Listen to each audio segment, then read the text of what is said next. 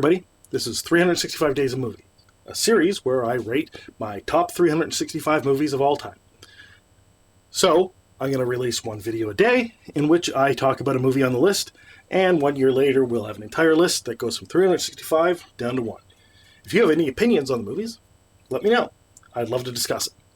Also, if you're interested in a deeper review of the movie, or maybe even a full video essay, the more interest I get in it, the more likely I am to do it. So I'd love to discuss this stuff with you in the comments. Comment below.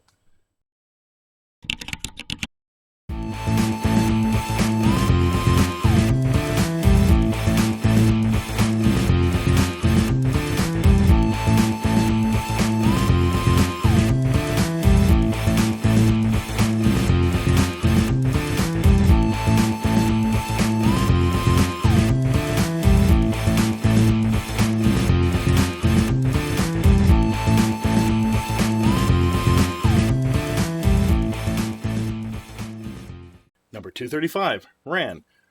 Rating, 7.66. Released in 1985, directed by Akira Kurosawa.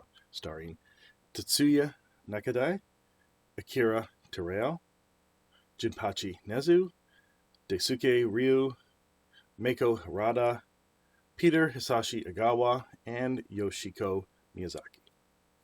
At the age of 70, after years of consolidating his empire, the Great Lord Hidetora Ichimonji decides to abdicate and divide his domain amongst his 3 sons. Taro, the eldest, will rule. Jiro, his second son, and Saburo will take command of the second and third castles, but are expected to obey and support their elder brother. Saburo defies the pledge of obedience and is banished.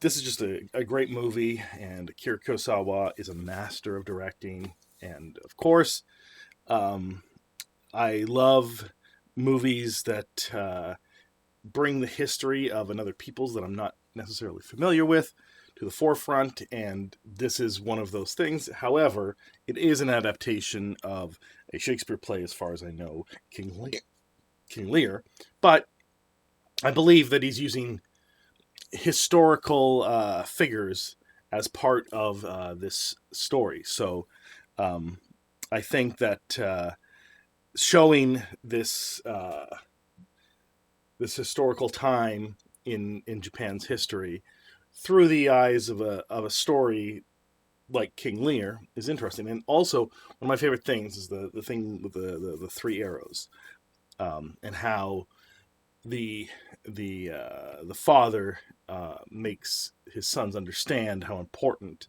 unity is, and that's one of the messages of this film, and one of the reasons why I really like it.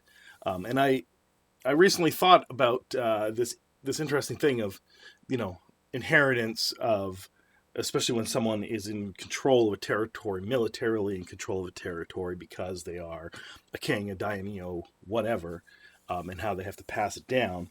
And I've read a lot of histories about, the patriarchal succession, and the primus, the eldest son inherits, and then none of the other sons have any say over that. And that was something that sort of evolved over the years, because often what would happen is the father would create this empire, and then his sons would tear it apart, trying to control it themselves, because there was no clear line of succession. And even if there was a clear line of succession, the other siblings with power, most often males, would vie for control themselves, because one, they wanted power, the ultimate power themselves, but also because the eldest brother would see the younger brothers as a threat and try and wipe them out. And so they were protecting themselves from being exterminated by their older brother. Often, I don't know exactly how often, it seems to be fairly common, until the idea of the eldest male succeeds. And I haven't read enough about what to do with the other sons and siblings in this. Often, sometimes it makes sense, I guess, to give them smaller, fiefs or a military position. And one of the things, at least in Europe, that was done was to send them off to the priesthood. And that, I think, effectively took care of them, at least in the later years, because earlier in Christianity, it was still possible for, priests and cardinals and popes to lead armies. Interestingly, it was sort of, I guess, after Charlemagne that this all started to change, because the Franks, who Charlemagne was a Frank, one of these Germanic tribes that move into Gaul, which became France, giving the name France from the Franks.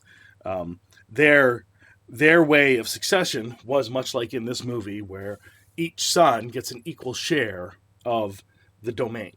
So when Charlemagne died, each son split up his empire. So he created, he almost revived the fallen Roman Empire. And then because the Franks didn't have a culture of the first son inherits, that whole thing was torn apart, and it took several hundred years to get back to that point. And this movie kind of covers that idea.